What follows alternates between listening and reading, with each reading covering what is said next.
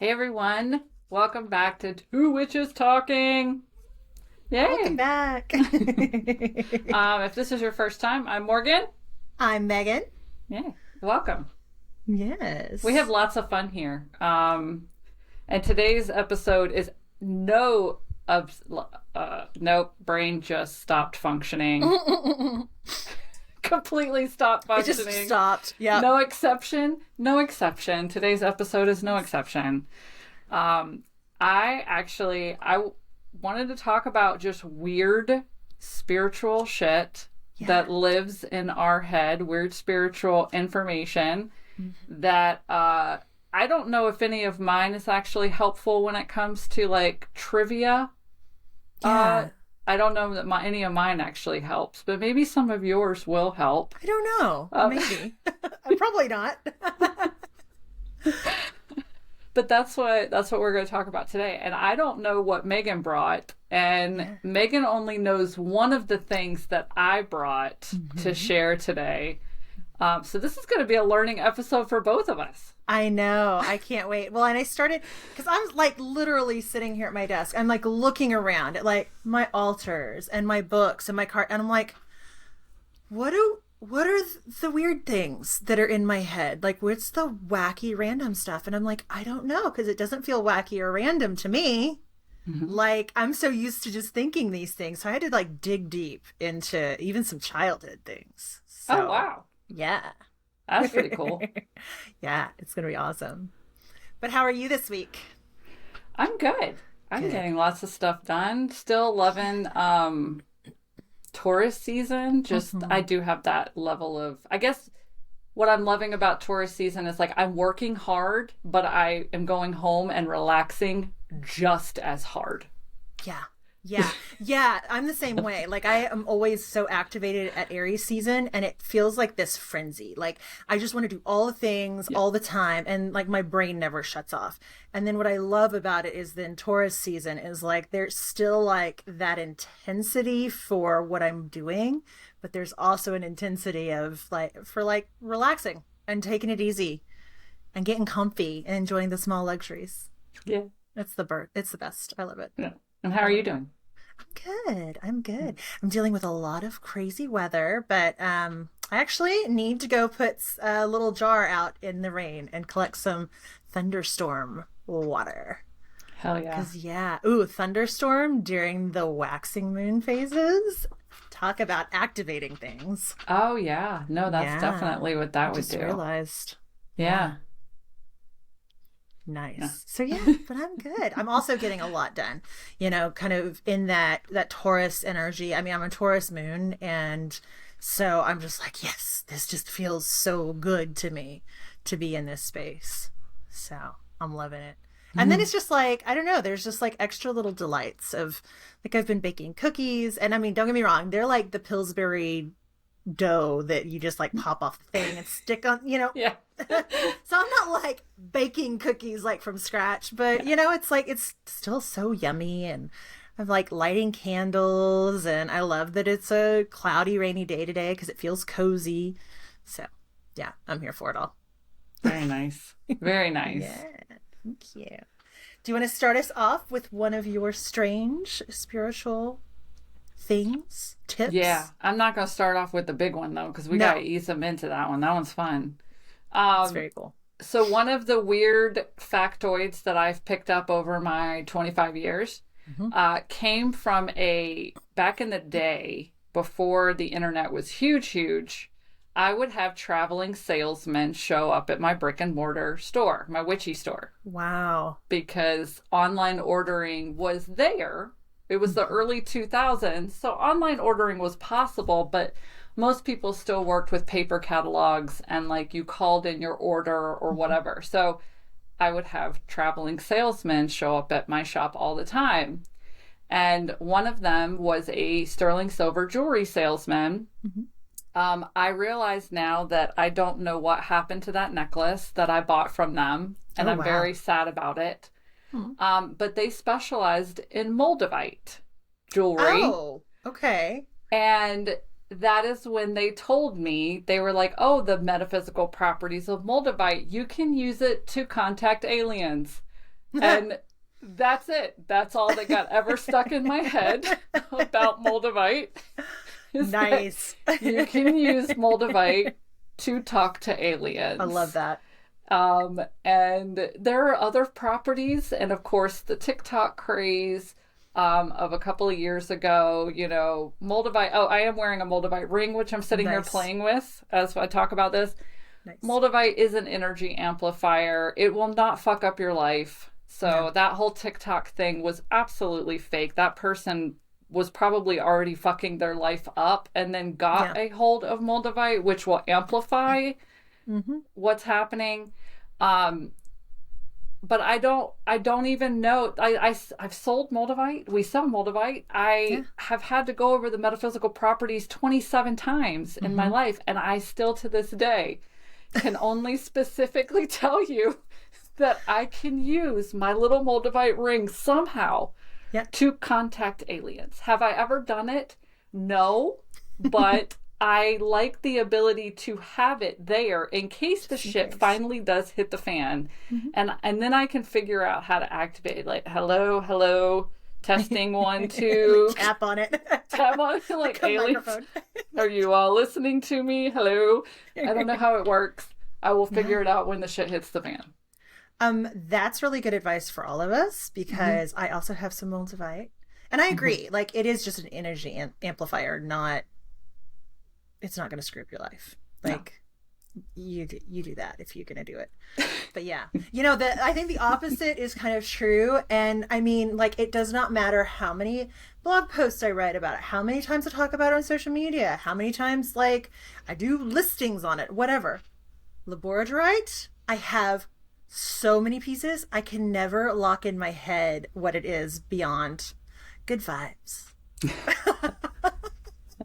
Like, I can tell you what so many other stones are, just like off the top of my head. And I have so much of that stone sitting around here, like literally like anywhere. And there's some behind me too.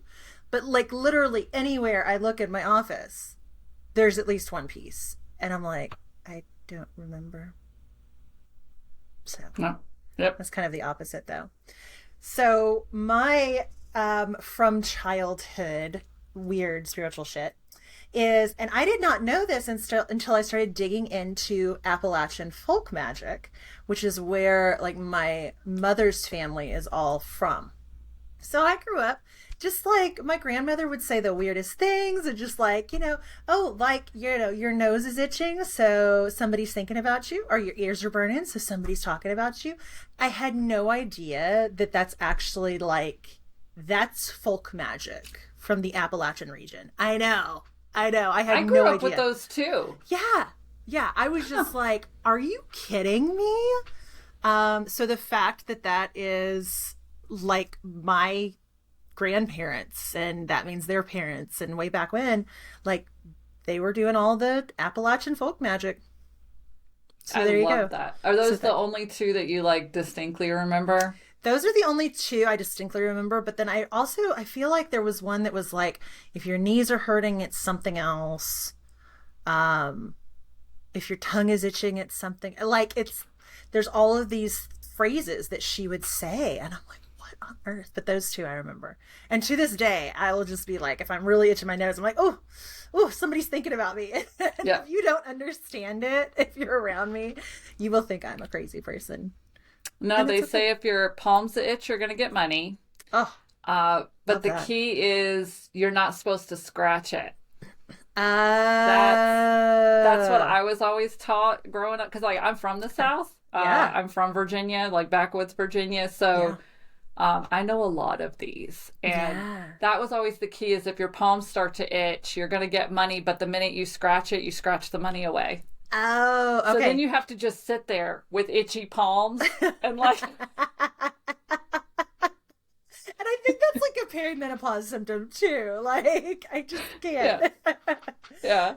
It's like fresh ink. Like, you can't touch it. You can just kind of blow on it. And then we actually had one that showed up, I think, in Practical Magic. And that's it. If the broom falls over, company's coming. Yeah. But that's a legit Appalachian folk magic, like an old wives' tale that I grew up with. Yeah. I love that. So I was so happy when that made it into like practical magic. Mm-hmm. And then there's one about your feet itching as well. And then there's one other, I can't remember. I can never remember the feet itching one though. I don't know what that means. Because there's one that means you're going to travel, and I can't remember what that one is either. Oh. There's something, if something happens, that means you're going on a trip. Mm-hmm. But yeah, no, those are really fun. Yeah. I love it. I think there's also one like if your hair goes gray or if you've got a gray hair or something, like that might have just been my grandmother's vanity. Which is okay, right? There's room for everyone. Yeah. That's funny. Oh my gosh. All right, so another one that I think we talked about it last week. Mm-hmm. But just in case people are, finding this episode, I think a lot of witches know, or just we kind of heard somewhere and then it gets stuck, that you definitely don't want to step in the middle of a mushroom circle. Yeah. Because that's a fairy circle. Mm-hmm. And if you step in the middle of it, you'll disappear to the fairy realm. So on that note, I would just like to say 2 things have happened in the past couple of weeks. First of all of your really cool like dirt and water from Avalon, you set it up and you were not whisked away. I accidentally stepped into a fairy ring the other day and I was not whisked away. We are both still here. And I don't know what to think about that, but I know. Yeah, to just explain a little what Megan's saying, our candle maker Molly just came back from Ireland, and she's always like, oh, do you want, like when she goes places, she's like, oh, do you want anything? And I'm like, yeah, dirt and rocks. Like that's dirt and rocks. So she brought me back dirt from the cave of the Morrigan, which is also thought to be the cave of Morgan Le Fay.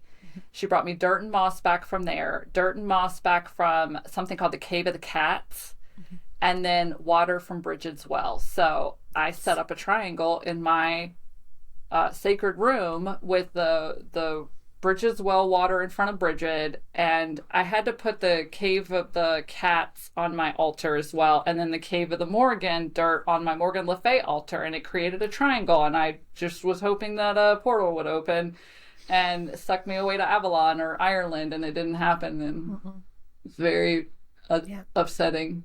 Yeah. Yeah.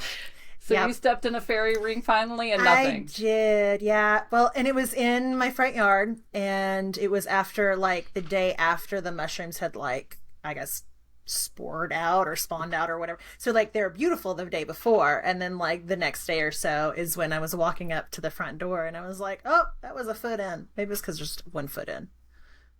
Oh, you didn't go, like, 100% in. Yeah. Okay. Yeah. Side note question that just popped into my head, and I think this is a fun little side note. So we have an ongoing debate here in office. Yeah.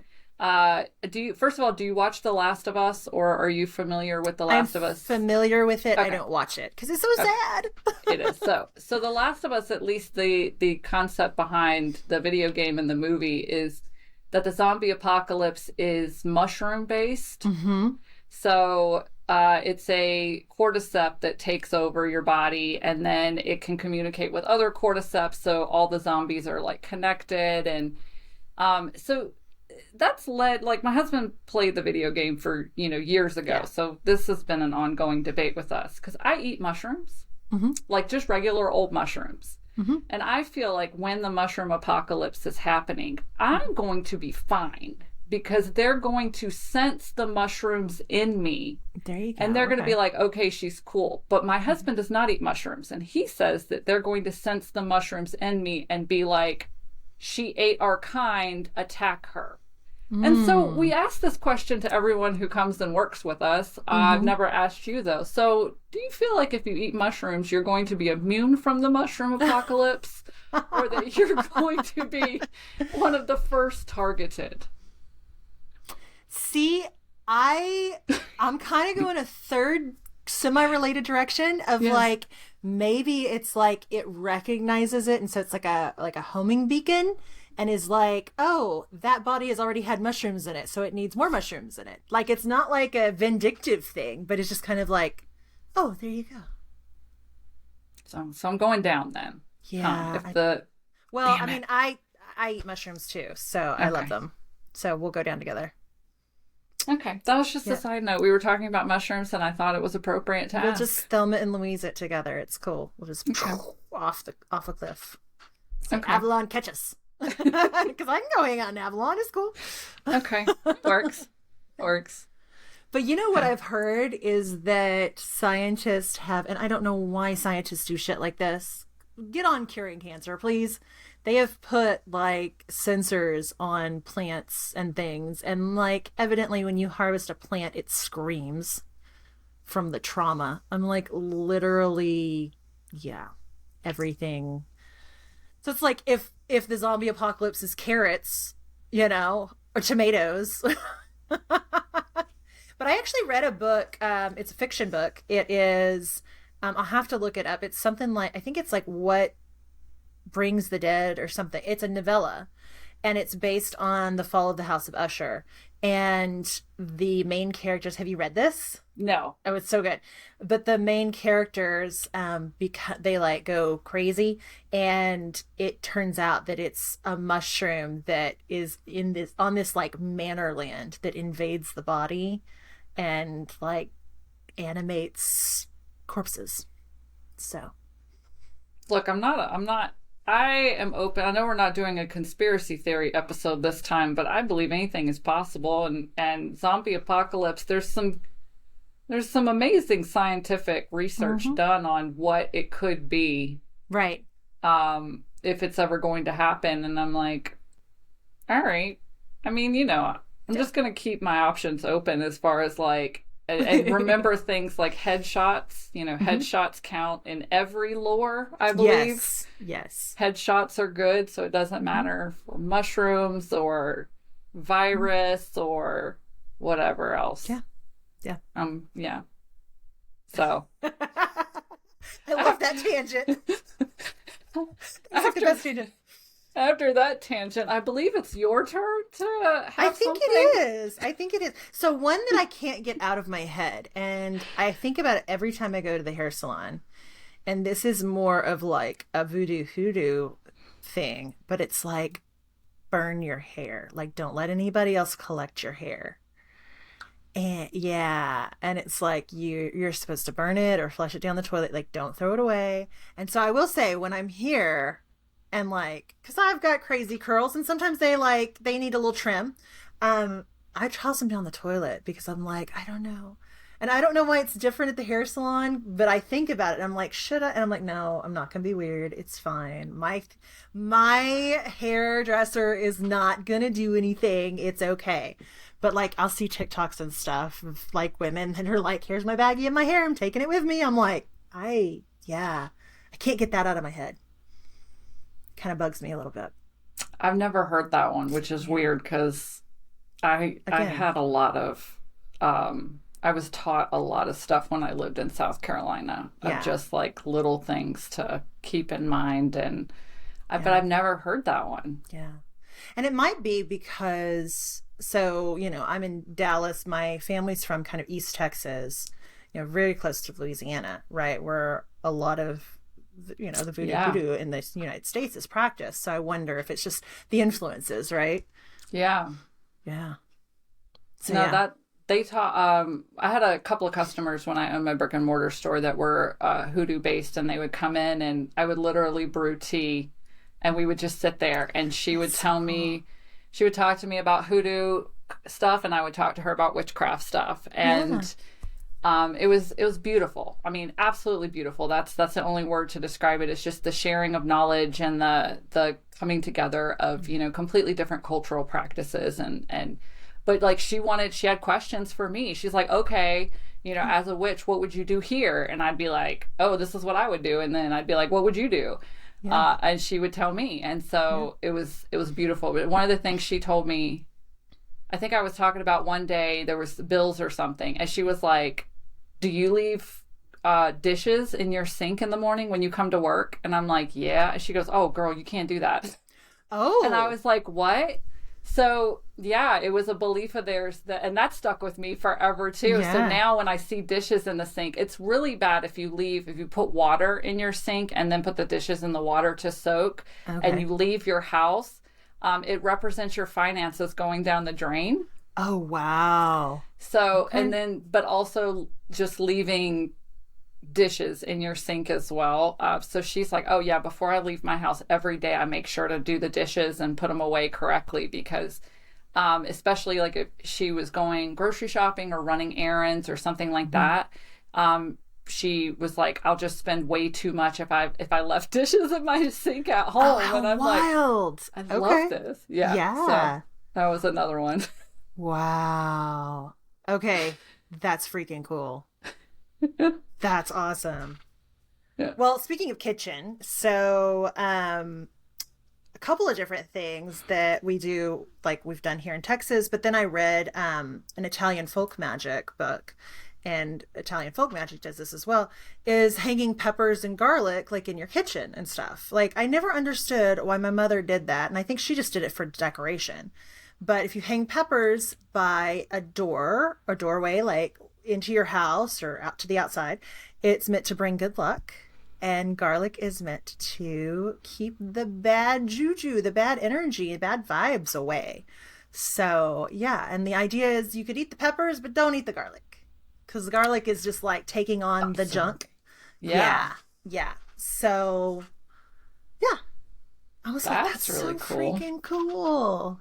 Well, then, have you ever heard then the old wives' tale of if someone's sick, you cut an onion in half and put it under the bed or in the room, and it'll absorb the sickness? Yes. I've also seen something about like a lime for like spiritual stuff. Like you cut a lime and put some salt on it and like just stick it margarita. No, basically. Wait. Okay. Basically. So have a midnight margarita, chase the ghosts away. Like, so what you're saying is margaritas are good for spiritual protection? That's what I'm hearing? There's a reason they were in practical magic. I'm just saying. I love that. Yeah. But yeah, evidently, if you like your kids having bad dreams or whatever, like you're supposed to put that in there. I found that online. You're supposed to put, oh no, the lime with the stuff, if the bad lime dreams. And the salt. Okay. Yeah. That's pretty fun too. Also, food related. I've never tried it, but I love the idea of like the banishing spells where you put like in the lemon and then like you put like the nails in it and like wrap it up. And yeah, I've never done that, but I kind of want to. I've never done it with lemon, but if several times, and it's always the thing that my non-witchy friends always come to me for, because you tell somebody one time that you know how to make somebody shut their mouth if they're gossiping. And that's it. That's all my non-witchy friends would ever come to me for, would be like, Morgan, help me do that thing where you get somebody to shut their mouth. And I'm like, all right, we'll go to the grocery store and get a cow tongue. And they're like, what? And yeah. Yep. So I've done quite a few cow tongues with nails, pictures, fun stuff, bind it all up, throw it in the jar. Yeah, I've helped a lot of muggles with that. That's awesome. That is so cool. Like how I became known as the cow tongue friend, I don't know, but it's been fun. I've done it in a few states too. Yeah. So like, it's like I always seem to have a friend that has somebody with a gossip, like oh my God, this woman won't stop talking shit about me. And I'm like, I can help you with that. And they're like, what? And I'm like, yeah, but you got to do it. I'm not going to do it for you. You have to do it. Yeah. And let me tell you, I've offered that, and I've never had anybody turn me down. It's the weirdest thing, which is weird because we're talking about a cow tongue. You have to go to the store and get a cow tongue, and nobody is queasy about that. They're like, all right, what else do I need? And I'm like, all right, we're doing this. Come on. Yeah. Wow. You know what, though? I wonder if, and to the listeners, like, please send us an email and let us know, or if you're on Patreon, just like, comment. I'll put a post up, but comment about it. Have you become known for like a specific thing or specific type of magic? Because I definitely have. Mine is usually like ridding a person or a space of spirits that need to just not be hanging out there. Nice. So yeah, but I've had so many people, they're like, hey, could you do this? I'm like, yeah, I got you. Let's go. Yes. And or I'll just be like, hey, okay, this is what you need, this is how you do it properly. Because so many people just think, oh, okay, I'll just get some to piggyback off a previous conversation. Just get some sage and sage the house. And I'm like, no. Even garden sage, no. Have you watched do you watch Ghosts? No, the TV show. I want to so bad. Oh my gosh! I've watched both the British Ghost and the American Ghost. I think it's the American Ghost, but don't hold me to that because there's a British one and an American one.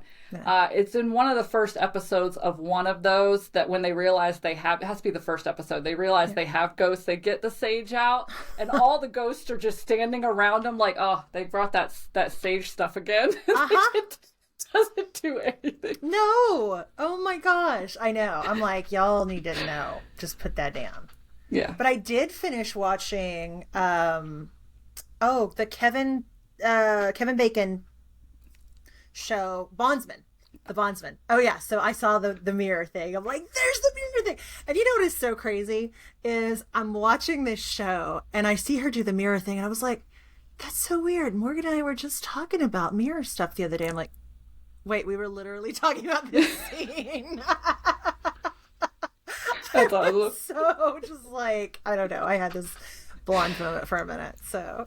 Oh, I love that. Did you like it? Just side note. I loved it. I love it. It's so good. I hope it gets renewed. I really do. Because I want to see where they go with it. I don't want to give any spoiler alerts, but they left on a huge freaking cliffhanger. And they did. I really hope it got renewed because I love it. Yeah, and I love and I'm sitting there watching it, right? And I'm with Kevin Bacon, like I'm with Hub, and I'm like, okay, that's got to be a fire or an air demon. And Mike's like, well, no, I think it could be this, that, and the other. I'm like, no, he's doing the 5 elements. He's like, well, but there's 5, and I'm like, I know, one is spirit. It's okay. And he's like, okay, this is your thing. It's cool. So, but yeah, like the monsters were just so great. I loved their take on like demonic possession, right? Yeah. So, I thought that was really, really interesting. So no spoilers, but yeah, I saw the mirror thing. I was like, there it is. And we're gonna go see Sinners this weekend. Okay. I cannot wait. That was so good. Oh my God, it was so good. I pulled up the trailer after we recorded our last episode, and I was like, yeah, I need to see this. I need to see this. So good. So, yeah, I love it. Okay, I think it's your turn. I'm just gonna go ahead with the big one then, because this was fun as shit. It's one that. I did bring information, even though this is supposed to be stuff that lives rent-free in our head. I just learned about this a few months ago. So I want to make sure that I commit it to memory. Yes. Because it is just the coolest thing ever. Okay. So we have sold orgonites for years. I think Megan's going to show one. Okay. An orgonite pyramid. So orgonites are those things, if you're listening to this instead of watching it, they're made of resin, okay? And they have gemstones in them and copper coils. And sometimes, like if they're handmade, like I happen to have an orgonite necklace that was handmade by a hippie at the gem show. Yes. Mine has shells in it. Oh, it'll have herbs in it if you're like hand make them yourself. Okay. So orgonites, I never knew the origin of them. And now that I do, I must share with everyone. Okay. I love this so much. Get ready, y'all. This is so much fun. So the concept behind orgonites that everyone knows if you're going to dive into orgonites is that there is the copper coil, the metal, and there are organic materials in it. So that's usually gemstones, herbs, shells, things like that. But the belief is that negative energy is attracted to the copper coil, and inside of the orgonite, which is the the tool, the pyramid, like Megan just showed, or the necklace, or the disc, or whatever. What happens is negative energy is attracted to the copper coil. The friction between the metal and the organic material, the gemstone, the herb, whatever, causes friction, and it basically scrubs the negative energy, and what comes out of the orgonite is positive cleansed energy. Okay, so transmutation, or whatever you want to call it, happens within the orgonite. Okay, this is where I love that I was doing a class for my master's degree, and they happened to touch on this. My master's degree, by the way, is in metaphysical sciences, so that's where you're like, what the hell kind of class were you taking? So there is a section on organ energy. And so Austrian psychiatrist Wilhelm Reich, MD, began studying energy in the 1920s. Okay. He was obsessed with Freud. Okay. Freud's theories on sexuality. Okay. So Wilhelm Reich believed that, he hypothesized that the Freudian libido was a real energy, like that you could harness, that was discharged during emotional expression and orgasm. Yes. So here we have a psychiatrist that was like, I'm going to prove that sexual energy is an actual energy that we can harness and use for something. So that's when he started creating the orgonite. And that's awesome. So he wanted to figure out a way to accumulate the energy expelled by an orgasm. And so his first one, he called it an accumulator, was made from layers of plywood lined with rock wool and sheet iron. He did find out that inside of this contraption, this accumulator, contained a higher concentration of energy compared to the outside, which was detected by a higher temperature reading. So he scientifically proved that inside of this orgonite, which is what we call orgonites now, there is a higher concentration of energy that was used to, or he used temperature to measure. Okay. Wow. So this is how we got organites. Now, this guy went as far, he tried, of course, multiple mass testing to prove his theory. It didn't work.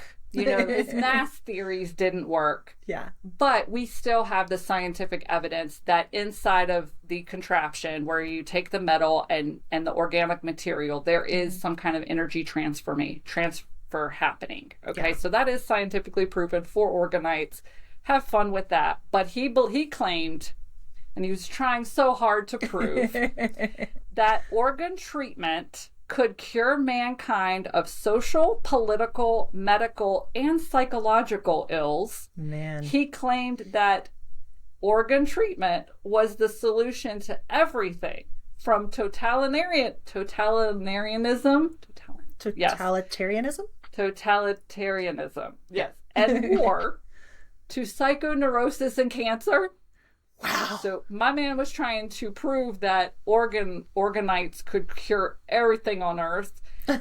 He also called it orgasmotherapy because he believed that frequent orgasms are a goal of treatment and the key to good health.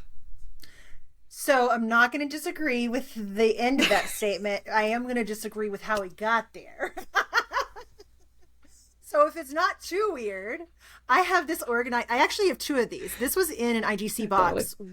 I can't even remember when. But I actually bought another one because I keep one on my desk and then I keep one in my purse.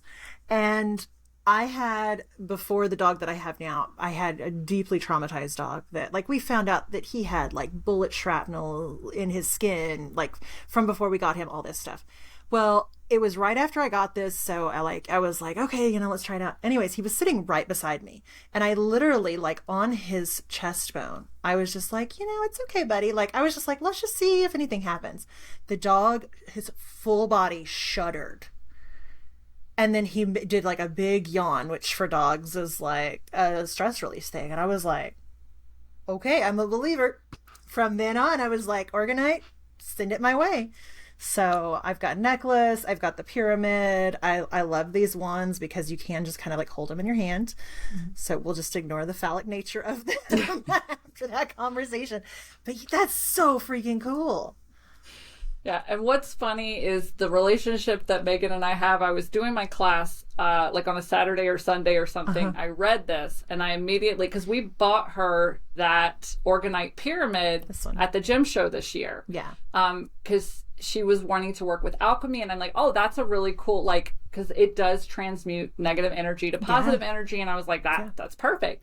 So I just sent her a text basically saying that orgonites were created as orgasmic therapy, and you're welcome. And that's like literally what my text said. To which I think I replied, oh, maybe I should move it to my bedroom. Yeah. But yes, this is something I want to commit to memory, all of it, because it is just, it's too amazing to not share with the world. Because let me tell you, we've tried to sell orgonites over the years. They're hit or miss. And I'm like, well, now that I know the origins, moving forward, I shall tell everyone the origins of orgonites. And maybe they'll sell better for us. Yeah. Well, you know, I will say orgonites are one of those things, because your first thought is it's a bunch of stuff in plastic. Yeah. I mean, that was my first thought. It wasn't until that I came across an entire table of them at some market and I could feel the different energies of them. It's not until you're in the room with them. Oh, I just got chills. Thank you, spirits. But it's not until you're in the room with them that you understand the way they channel and what all that energy is like. So, and that's hard. That's hard to sell online. Yeah, you know? It is. So, but yeah, take it from me. I'm a huge orgonite believer. And like my family will be with me and like they all pick up on it as well, and you know, all that. So yeah, they're cool. They're really cool. Sweet. Yeah, I think we should end on that, because like any of the others that I have written down are like little bitty. That's like the cherry on top. That was awesome. Well, you could say we could always do like a part 2, because I know we both have overflowing knowledge in our head of just random stuff that we carry around. I love that. And what I also love is that we're going to be able to do a Witchy Confession episode soon. Okay, I do have some that were sent to my Instagram, so I haven't sent them to you. Like I haven't sent them over, but I do have some that were sent to my Instagram as well one time. So yeah, cool. So yeah, a part 2 of random witchy spiritual shit we know, and a Witchy Confessions episode should be in the works soon. Sweet. So awesome. Yeah, the best place to send those is TwoWitchesTalkingPod, POD, @gmail.com. Or you can message TwoWitchesTalking on Instagram. Yeah, because Morgan found those, but there's no guarantee that we'll find them in the future. So, and a message request to our main accounts might go missed for a while. Yeah. We don't want to do that. But we also have a Patreon, and that is all updated now. Yay! And we're getting new people there all the time, which is super cool. So, you know, we'll probably pop in there occasionally coming up soon, just to kind of hang out with y'all. But yeah, Two Witches Talking, @TwoWitchesTalking on Instagram. YouTube, go to the Inked Goddess Creations YouTube, and just hang out on the YouTube channel. There's all kinds of cool things there. But we are under podcasts. So there's our podcast and then Morgan's podcast there. And I think that's all the things. That is, do we want to pull a card I know that the episode's running long, but... Oh yeah, we definitely want to pull a card. Yeah, I think isn't it your... I pulled the one last time because it was our Lucifer inspired prom date. Oh yeah, that was... Yes, I totally forgot about the card. I'm so glad you mentioned that. Oh, well, that's fun. What new habit, ritual, or tradition would you like to incorporate in your life? Oh, I love that. Okay, so I have been taking more time with my like nighttime beauty routines, and this was really inspired by your journey as well, so I have to give some props there. But yeah, I'm loving like body oils. I want to get like some like, what is it, like the setting powders like our grandmas had. I don't know, like I'm like loving this kind of, it feels like a low maintenance femininity, and it's just like all the good smelly things. So yeah, I've got a bunch of new goddess mists and body sprays and body oils and all that, and I'm just kind of obsessed with that, and like night cream.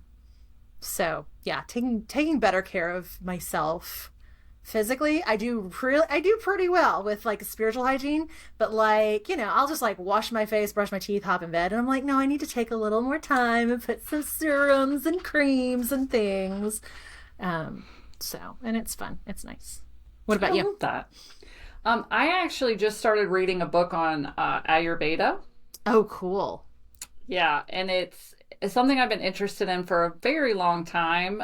So one of the people whose podcasts I listen to is her name is Sahara Rose. I think she's actually pretty huge. Yeah. Yeah, she is. So she wrote a book called The Idiot's Guide to Ayurveda, and I'm like, there we go. There we go. There's where I can start. Yeah. So I did get it. I read a lot. It's something I really do want to get incorporate more into my life. I didn't realize she has a whole chapter on you've probably already been practicing Ayurveda and didn't know it, and I was like, wow. Oh my god, I have been. So nice. There's a lot of practices that I have been doing, but I really want to amp it up because I do really believe in holistic living, you know, mind, body, soul. So it's something like diving down into. The only thing that is going to, I think, be a little bit of a hindrance is Colin and I are exactly opposite doshas. Yeah.